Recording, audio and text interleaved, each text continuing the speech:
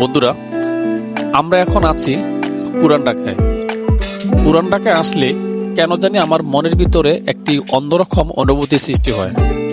কেননা পুরান ঢাকায় রয়েছে ঐতিহাসিক অনেক জায়গা, যেমন লালবাগ কেল্লা, আহসান মঞ্জিল, সদরঘাট লঞ্চ টার্মিনাল, আরও অনেক জায়গা আছে। সো এখন আমাদের গন্তব্যের স্থান হচ্ছে সদরঘাট লঞ্চ টার্মিনাল। আমরা সকালেই পুরান ঢাকা এসেছি, এসে লালবাগ কেল্লা ভ্রমণ করেছি। তারপরে লালবাগ কেল্লা ভ্রমণের পর এবার আমাদের গন্তব্যস্থান সদরঘাট লঞ্চ টার্মিনাল। লালবাগ কেল্লার সামনে থেকে একটি ছোট্ট অটোরিকশা ভাড়া করে নিয়ে আমরা তারপর আমাদের অটোরিকশাটি সদরঘাটের উদ্দেশ্যে রওনা দিয়েছি।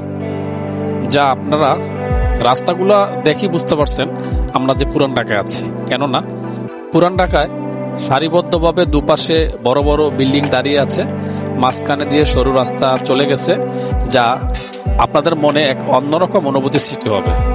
সো আজ সদরঘাটের ভ্রমণের পাশাপাশি সদরঘাটের ইতিহাস এবং ঐতিহ্যকে আপনাদের সামনে তুলে ধরব। বন্ধুরা, আমাদের অটোরিকশাটি অল্প কিছুক্ষণ আগে সদরঘাট লঞ্চ টার্মিনালে এসে পৌঁছে। যেহেতু আস্তে আস্তে দুপুর হয়ে যায়, দুপুরে খাবার সময় হয়ে গেছে, তাই আমরা আগে দুপুরের খাবার সেরে নিয়ে আমরা সদরঘাট লঞ্চ টার্মিনালের উদ্দেশ্যে রওনা দিব।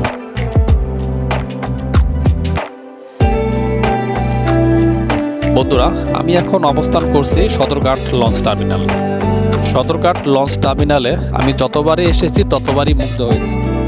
এখান থেকেই দেশের বিভিন্ন অঞ্চলে বড় বড় জাহাজগুলো চলাচল করে, যা এক অন্যরকম অনুভূতি সৃষ্টি করে।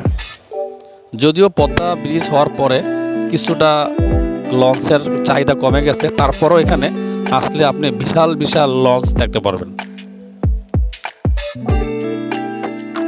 আসুন আমরা সদরঘাট লঞ্চ টার্মিনাল নিয়ে কিছুটা জেনে আসি। সদরঘাটের প্রতিষ্ঠার সঠিক সময় সম্পর্কে নিশ্চিত তথ্য পাওয়া না গেলেও এটি প্রায় 1000 বছরের পুরনো বলে মনে করা হয়। বুড়িগঙ্গা নদীর তীরে গড়ে ওঠা ঢাকা শহরের ইতিহাসের সঙ্গে সদরঘাটের ইতিহাস অঙ্গাঙ্গিভাবে জড়িত।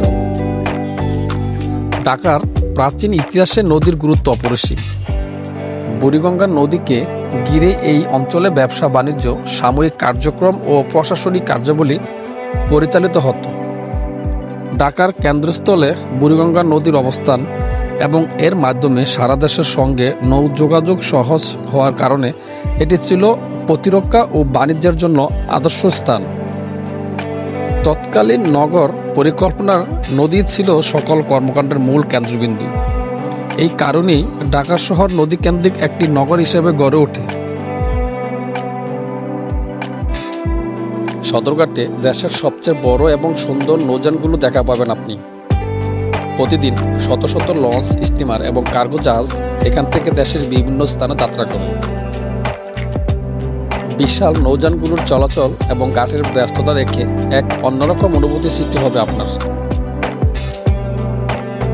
সদরঘাটের পাশেই অবস্থিত ঐতিহাসিক আহসান মঞ্জিল। সদরঘাটে আসলে একসাথে আপনি আহসান মঞ্জিল এবং সদরঘাট লঞ্চ টার্মিনাল ভ্রমণ করতে পারবেন।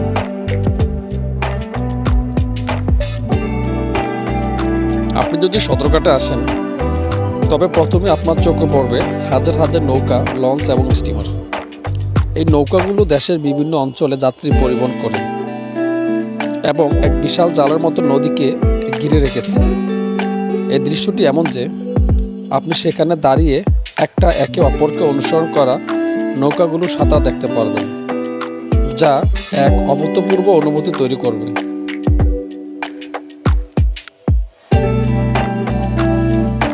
ঢাকা শহরের প্রাণকেন্দ্র হিসেবে সদরঘাট এক অনন্য স্থান। সদরঘাট ভ্রমণে বাংলাদেশের রাজধানী ঢাকা শহরের অতি পরিচিত ও গুরুত্বপূর্ণ স্থানগুলোর মধ্যে একটি ভ্রমণ করা হবে। সদরঘাট ভ্রমণ করলে আপনি দেশের নদীপথে এক ভিন্ন ধরনের অভিজ্ঞতা লাভ করবেন, যা শহরের ব্যস্ততা থেকে দূরে গিয়ে আপনাকে প্রকৃতির সান্নিধ্য নিয়ে যাবে। ইতিহাস, সংস্কৃতি ও নদীযাত্রার মিশ্রণ এই ভ্রমণকে একটি স্মরণীয় অভিজ্ঞতায় পরিণত করে। সদরঘাট ভ্রমণ শুধুমাত্র একটি গন্তব্য নয়, একটি অভিজ্ঞতা যা আপনাকে ঢাকার অতীত, বর্তমান ও ভবিষ্যতের সাথে পরিচিত করে তুলবে।